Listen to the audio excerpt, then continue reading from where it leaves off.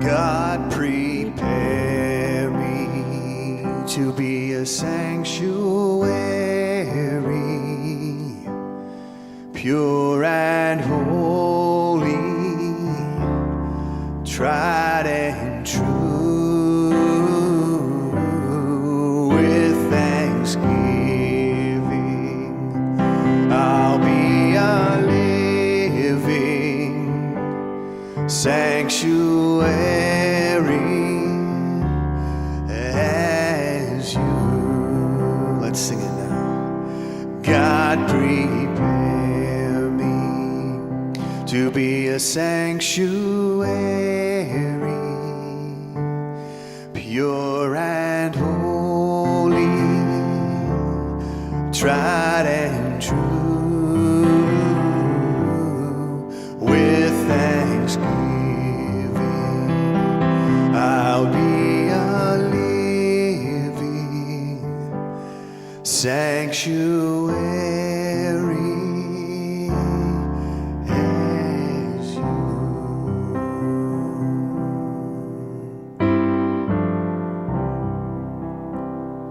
Come a long way in this last year. We have created a space here that is not only fulfilling the needs of this community, but it's also growing the community and growing it in a way that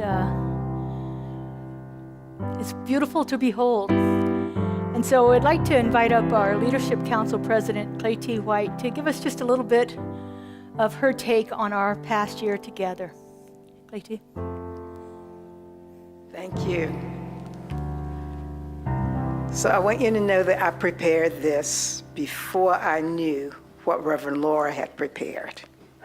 So when we left Harmon, we met online, and then at a school, and then at a retirement community, and then the volunteer group found 4080 Russell Road. We came home. Home is comfortable. Home is filled with love. It is protected, and it's where we connect with divine guidance. Home is a learning environment.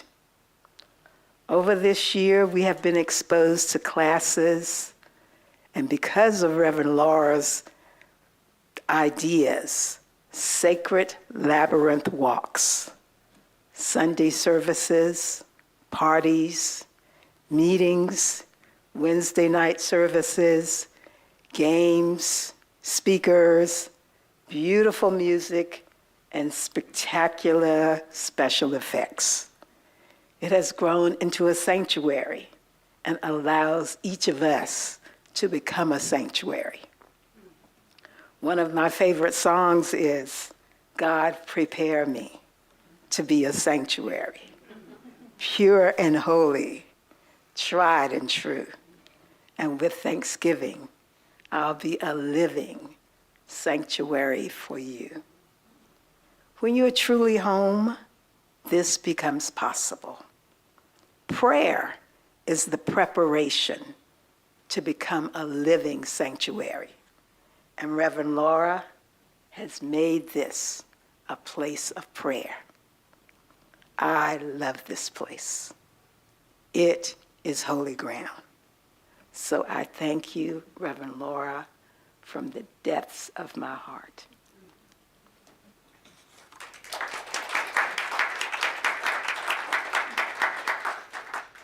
Thank you, Clay T. Thank you so much.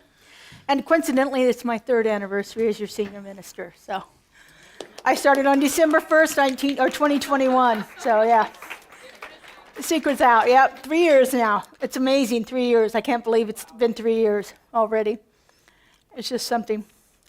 So we're continuing with our theme for 2024 of creating community, building community together. And our theme for December is thriving together. Taking it to that next level where we're not just existing, but we're actually growing and thriving and becoming that sanctuary for not only ourselves, but for everyone else that comes around us. And my talk title today is Thriving Together, a celebration of us. A celebration of us, a celebration of this beautiful center that we call home, a celebration of being able to come together as Clay T said, in all the different ways that we have been able to come together over the last 3 years. The song that we started off with this morning was written by Justin at the beginning of the pandemic to help bring our community together when we could only meet virtually. And what a blessing that has been for our community. So thank you very much, Justin. Thank you. So I wanted to start off with a little bit from Ernest here. This is one of my favorite passages. It comes from his book, Anatomy of Healing Prayer. And I like it because it's not just the words that Ernest says, but it's the words that somebody else says that he quotes. So he says, I always like Sri Aurobindo's thought, as he says, for the delight of God. I have never anywhere heard a more beautiful expression of the mystical meaning of creation. He said it exists for the delight of God. I believe that CSLGLV exists for the delight of God. I believe this building is here for the delight of God. I believe that each one of us is here to allow God to flow through us so delightfully, just the way that it is, just in our most unique and perfect and individualized expression of the delight of God. That's what we're here for. That's who we are. Isn't it wonderful to come together in a place where you can be the delight of God? Imagine, and just the way that you want to be, just the way that you're showing up, and have that accepted. What a delightful thing that is to have in our life. You know, we believe in a philosophy called the science of mind, which is part of the New Thought religions. And so I thought I would start with some of the principles of that, because the principles of New Thought and science of mind are what makes this place such a sanctuary for everyone. When we come together in community and we practice these shared beliefs, these shared principles, then our lives are uplifted in a way that makes other people say, ooh, I want some of that. I want what they're having. And have that be a contagious feeling that's coming through. So I thought I would go through what the core principles are of science of mind here. They're written in lots of different ways. I've tried to synthesize it down into short little versions because some of it gets a little wordy. Ernest was a little wordy at once. So the first principle that we talk about here at Centers for Spiritual Living is the oneness of all life. This is that the belief that there is this one infinite reality, and you can call that infinite reality whatever you want to call it. It can go by God, Spirit, Father, Mother, Buddha, Allah, Jesus, the universe, intelligence, energy. It doesn't matter. It matters not one bit what you call it. Just that you understand that this is a life, that all life is an expression of this unified field of consciousness, this unified divine source, this idea that we live and move and have our being in this oneness, that we are an integral part of it. It is in us. It shows up through us. It's the only way it can ever show up is through its creation, and that we are united with it in this oneness. That's our first and probably most important principle. The second principle is understanding the nature of God. And again, it doesn't matter what you call it, God or Spirit. It's limitless. It's omnipresent, meaning it's always there. It's always available to us. It is the source of everything. All animate life, all inanimate life, everything is created from this one. And Spirit expresses itself as love, as peace, as wisdom, as joy, as harmony, as balance, as power, as good. It is limitless in its expression of life. The third thing is what we call the creative process. And this is where we begin to understand how our thoughts create our reality, how what we put in our consciousness actually comes out as our experience. Thought is the creative medium of the universe. In other words, everything is created through thought. And as individualized expressions of spirit, our thoughts create our reality through the simple law of cause and effect. We bring those into play, and what we think becomes the effect in our life. We look back to the beliefs that are behind what we're thinking, we can see the cause of the effects that we are experiencing in life. The fourth principle is the power of belief.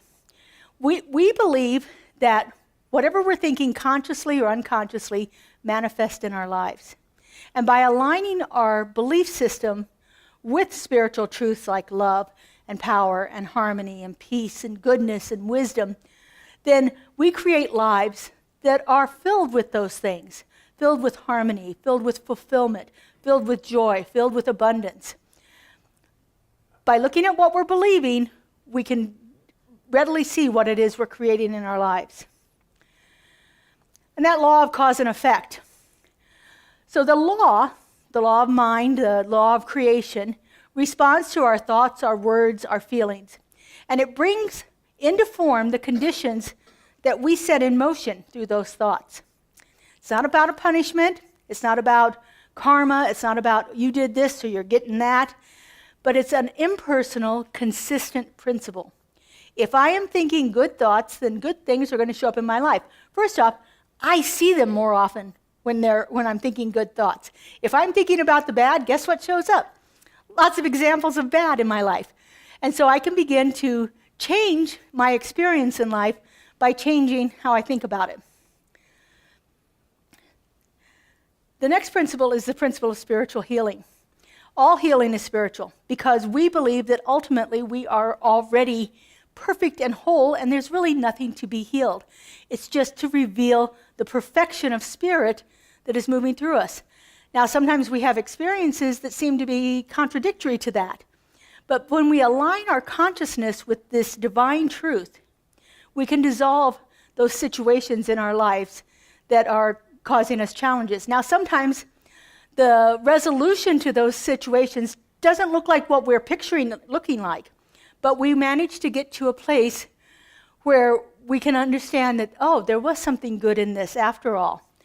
As we experience illnesses, sometimes we experience a challenge in our life that leads us to understanding what it is we did that brought some of those conditions into our lives, and they give us a chance to undo that and live differently from that. And so as we are dealing with this idea of we are complete and whole already, we can begin to have a different experience of spiritual healing. The next one is freedom of choice.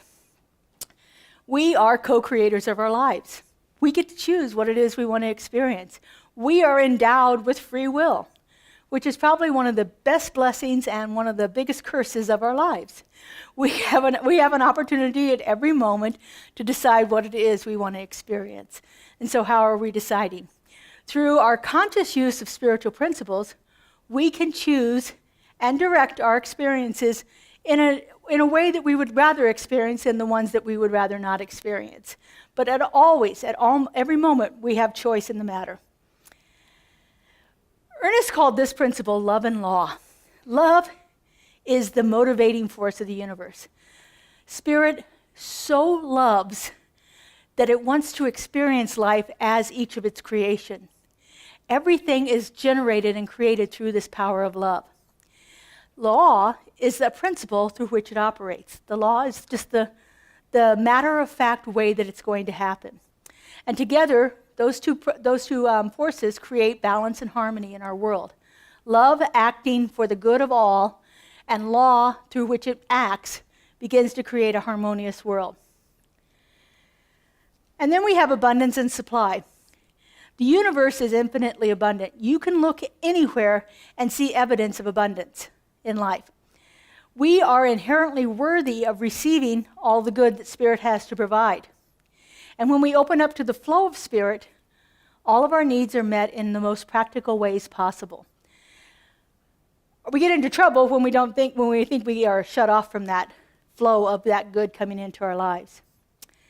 And then the last principle is the eternal life, that we are on an eternal evolution of life, that we are constantly, as Ernest describes it, we are on an ever upward spiral of evolution. We are constantly moving up and experiencing life from a higher vantage point each time as we move through our lives. We can talk about this spiral of evolution in a particular situation, or we can talk about it in our life from one life to the next life and so forth. But we are on this constant evolution of life, and it's always evolving, not devolving. So we don't look at evolution as, I did a terrible job in this life, so I'm going to come back as a sea slug. We don't have that thought, that belief system in our minds. We are constantly evolving. And sometimes our evolution is slower than other times, but it just depends on our journey through life. So all of these are the basic principles of science of mind, of New Thought. Today I want to talk about 3 important aspects of that as far as thriving together as a community. And that's connection, creativity, and contribution. So these 3 are what we could call pillars that guide a community through this idea of thriving together: connection, creativity, and contribution. So the first thing that we want to talk about is this idea of connection. Asking this question, how can we deepen our connections within this sacred space? That's one of the things that we look at as the leadership of this center, is what kind of experiences can we offer our members that allows us to find deeper connection. So we have our small group ministries that are wonderful about this, because sometimes it's a little easier to make connection in a group of 6 to 8 people than it is in a group of 60 to 80 people. And so creating these small group ministries around different ideas, shared interest. We have book studies. We have nights where you can get together and play games. We have my favorite, creativity and crafts. We have all kinds of ways that you can come together, and we are constantly finding more and more ways that we can do this, where we create connection in smaller groups of people. So, as this community this is our first anniversary here, but it is not our first anniversary as a community. This community was chartered as a church in 1958. I have the original charter back in my office. And I was pulling it out, and then I realized the one that I really wanted to show you was our initial charter as a teaching chapter. So Centers for Spiritual Living start as teaching chapters often. And I did not realize this, but it was initially signed on January 5th, 1955. That means that in about 4 weeks, we're having our 70th anniversary. 70th anniversary as an organization here in Las Vegas. We started with a small group of people meeting in a home, and it eventually the land was donated over by UNLV, and the beautiful building that we had there for almost 60 years was built, and it housed our community for many years. But 70 years, that's a lot of experiences here. I don't think we have anybody that's been here 70. I know we have some that have been here over 40, that have been part of this community for over 40 years, and we are blessed by the experience that they bring to our community. We have to always remember that our community is not the bricks and mortar of the building. A community is the energy and the love and the activities and the power and the presence that comes into that brick and mortar building by each individual. And so our community is blessed to have this beautiful building, but the building is not the community. It's the people sitting in the seats right here. It's the people joining us online. It's the people who aren't here for whatever reason today that are part of our community. Right now we have 88 members in our community, and we have a lot more friends than that join us in different ways. We have over 1,000 people that join us on YouTube. We are a blessed community. We are building things together. And so we are constantly looking for different ways to create community.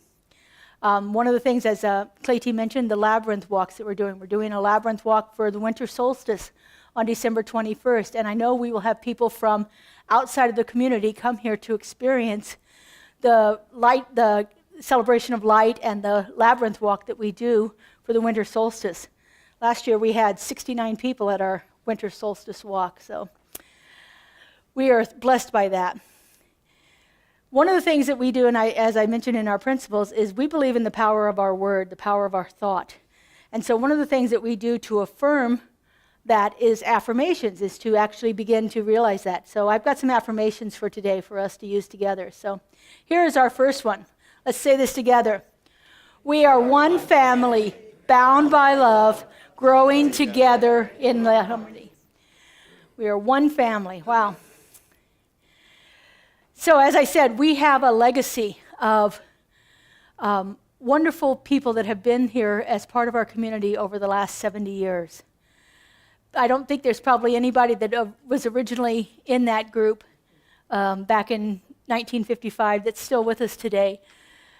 But we have wonderful, wonderful people that have brought to us a wealth of experience and a wealth of opportunities for us to grow in different ways. And yet there's always this call for innovation. As I said, with creating these small groups, we're constantly looking for ways to bring about the experience of community for our people here. You know, life, New Thought and Science of Mind teaches us that life is on an ever unfolding creative process. It is constantly a movement, constantly evolving. And as we celebrate this year milestone here, we're reminded that our journey here is never static. It is a dynamic dance of always becoming more and more. And so every day we have an opportunity to look for ways that we can become more. So, how do we begin to think about this idea of creativity? What does thriving creatively look like for us here and now? And so, constantly looking for those ways that we can co-create new experiences. This morning, Kelly and I had a fabulous little, I wouldn't even call it a brainstorm, it was more like a cloudburst. It would just like pop down right here and just drop right into us. One of the things that people loved about our old center was the bookstore. And we don't have the space here to create a bookstore. But Kelly does these wonderful things called pop-ups. And a pop-up is where you get a place and you go and set your table up and you put your wares out on it and you sell your stuff around that idea. Sometimes you have Christmas pop-ups or fall pop-ups or about different topics in the community. And so coming up in 2 weeks, we're going to have a bookstore pop-up. We're going to bring in some of the items that were so loved in our beautiful bookstore, and we will have them available for us. We're going to try it out here in the month of December, and if it's successful, we're going to be offering that every month coming up as this place where people can buy those interesting items that we were able to sell in our bookstore right there. And so we're looking for those ideas all the time. We are open to receiving your ideas for ways of creating community here, ways that we can come together. We've done some wonderful things this year. We had brought back our Gourmets for God, which is those wonderful experiences that revolve around food, which is always good. Food and a way of coming together differently. I did one here that was, I thought it was absolutely wonderful. It was, I made a charcuterie board that went almost all the way across the back of the sanctuary. Charcuterie boards, those things with meat and cheeses and fruits and veggies and things like that. So it was all the way across the back of the sanctuary there, and then we played games. Just opportunities. I've gone to some other ones, tea parties that were wonderful, pool parties that were fabulous, just different ways that we can come together. And so we're constantly looking for innovative ways that we can begin to bring about a bigger experience of community for us. And so, for our affirmation here, let's say this one together. We are creators of new possibilities, embracing change with open hearts and open minds. You know, change is the nature of life. If life didn't change, we would be stagnant, and who wants that? We are constantly on this journey of evolution in our lives, constantly looking for ways to change, ways to expand, ways to grow, ways to be in greater community, and so forth. So looking for ways of finding ways to come together in new and unique ways is always a wonderful thing. So what is our unique gift to the world? When we talk about contribution here. So we've talked about connection, creativity. Now we're talking about contribution. What is our unique gift to the world, and how can we share it more fully? I think our philosophy, those 10 principles that I just went through, is unique in quite a few ways. There aren't as many, at least in my experience, I haven't found too many religions where I was encouraged to have an open mind. and think about things in a new and unique way. Oftentimes it felt to me like someone was telling me what to think and how to think it. And then, of course, because I'm thinking it that way, I have to behave that way. And I used to hear people complain, and they would say, oh, the message doesn't feed me anymore. And I remember this was probably early on, probably my first couple of years here in Science of Mind. And I remember thinking, well, no, we're not about feeding people. We're about teaching people how to feed themselves. So why would I want somebody to feed me their belief system? If I wanted that, I could go to pretty much any church on any corner, and they're going to tell me exactly how to think and feel and so forth. And this isn't a put down of other churches, but it's been my experience trying different churches that I wasn't as open, I wasn't as encouraged to be open with my thought as I am here. Here I get to sit and figure it out for myself. One of my root beliefs is that if I can't make it work in my life, then it really doesn't do me any good. So I can take an idea, you give me some kind of a spiritual idea, and I can sit with that and work with that and say, oh, okay, what does that mean for me? I love to do some of the work that I learned with Joel Goldsmith, and that's to take a passage that you hear all the time and break it down and see what does it really mean in my life. Like, for instance, he encourages us to start with the passage, be still and know that I am God. And so I take that passage and I sit with it in meditation and contemplation. Be still and know that I am God. What does it mean to be still? Oh, okay, I can get that. I need to stop my mind from chattering quite so much. I need to sit in meditation. I need to be still within myself. And what does it mean to know? Oh, okay, and I work on that. And what is this thing? I am one with God? That's a little bit egotistical. I got to work with that for a little bit and see if I can figure out what that means. And then I go back to my principles that I believe in, and that God is that indwelling presence. Well, of course, then I am God. If the place on which I stand is holy ground for God is there, then okay, God is there. There's no doubt about it. But it's not coming from a point of thinking I'm God and all that. It's coming from a point of knowing that presence is moving through me into expression, that presence is coming there before me to make the path clear, that presence is always available, and when I am still enough, I can touch it. I can commune with it. I can be with it in different ways. And so finding those different ways that we can share our gifts, that's one of our gifts that we can share. Our gift of meditation, the way our practitioners create meditations, that's our biggest thing on YouTube. We share more meditations with the world than anything else that we create because they're such a beautiful time of peace and connection, and often take us to exploring something in a way that we hadn't thought of before. And none of this is new stuff, but it's being put together in a way that makes it accessible. That's one of our greatest contributions to the world. Finding the ways that we can be a beneficial presence in this community, in the greater community, and so forth. Recently, I've been doing a lot of work around the idea of fear because I feel that there's a lot of fear coming into our world right now, at least in the United States, with this uncertainty over the new election and everything that's going on. And so this idea of how do I be with fear in the world, and how do I find a place to relieve some of that fear for me? I think that's one of the contributions that here at a center like this can help other people in the world.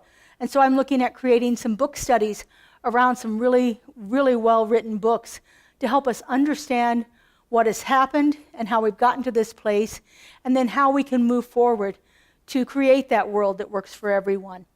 And so looking at it constantly as what is it we can do to contribute to the world. Oftentimes when we think of contribute, we think we have to donate money and things like that. That's one part of it. But there are so many other ways that we can be a beneficial presence in the world, in our community, creating experiences for people to come together and have the experience of God, to have a sacred experience in the middle of their mundane lives, to find ways to bring that sacred into the everyday life is one of our biggest opportunities that we have. So this building is just brick and mortar, but it is also a beacon. It calls us to serve our greater community. It calls for us to be a place, to open up the doors and be a place where people can find solace and comfort. We are not here to solve every problem in the world, but every time we are presented with a problem, we have an opportunity to apply our spiritual principles to it to help bring about a resolution to that. So we can always amplify our contributions to the community around us by extending the spirit of love and generosity and abundance outward from us. Our unique gift to the world is our philosophy and our faith. And looking for different ways to share it can only help. So here's our affirmation for this. Ready? Let's say it together. We are channels of divine love. Receiving gratefully, we give freely and joyously to all. Remembering that we are giving from our overflow is always an important aspect of that. We don't give to where we're depleted, but we can give from our overflow because it is constantly moving through us. Spirit is constantly expressing itself. And so thriving together is not only about celebrating the growth that we've gotten to in this point, but it's about how we become a source of light and joy and love for other people around us. And so our vision for thriving together, as we look at those three aspects of connection, creativity, and contribution, let us always remember that this is an ongoing practice and that we are on that ever upward spiral of evolution.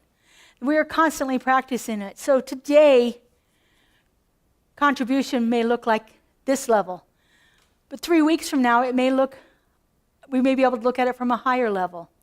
And next year, we may be able to look at it from the tip top. We are constantly on this ever spiral of evolution. And so we constantly are looking for those opportunities.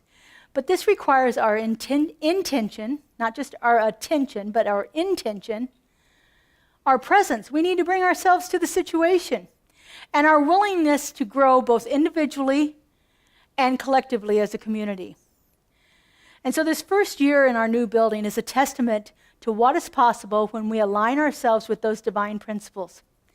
It is the foundation on which we will continue to build a legacy of love, wisdom, and a spiritual abundance for decades to come. Thank you all for being part of this amazing community. We are so blessed by your contributions. Thank you. All right.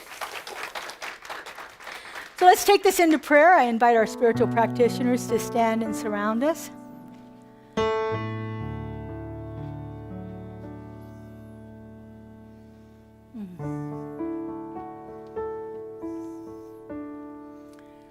If you're not familiar with our prayer, we have a special prayer called Spiritual Mind Treatment. It's very scientific. It starts with the recognition of spirit, and then we align ourselves with that recognition because going back to that first principle, there's only God, and we are part of it. And then we speak words of truth. We use the power of our thought to create.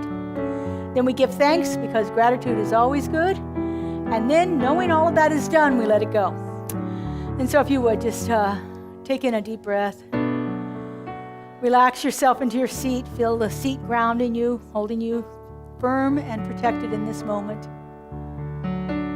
If you'd like to, go ahead and close your eyes. I like to pray with my eyes closed.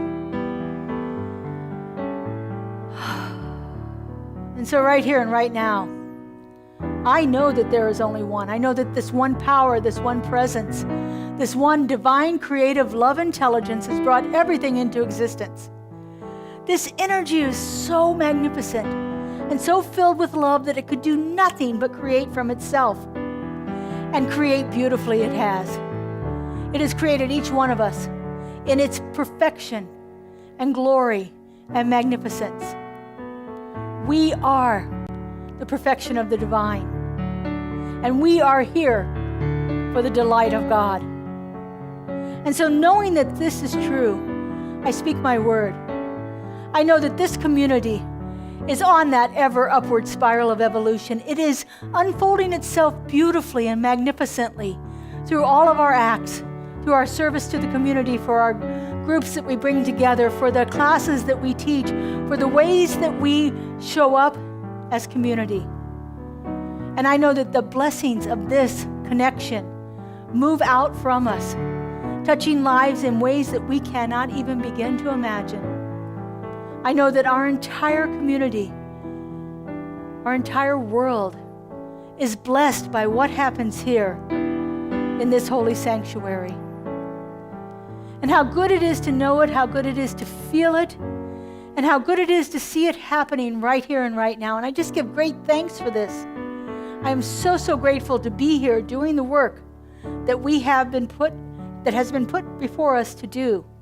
For I know that it truly is a holy endeavor. And so I release this word into the law, into that creative mind of God that always says yes, that has no lack or limitation. There are no bounds to it. I let it go and I let it be. And together we say, and so it is.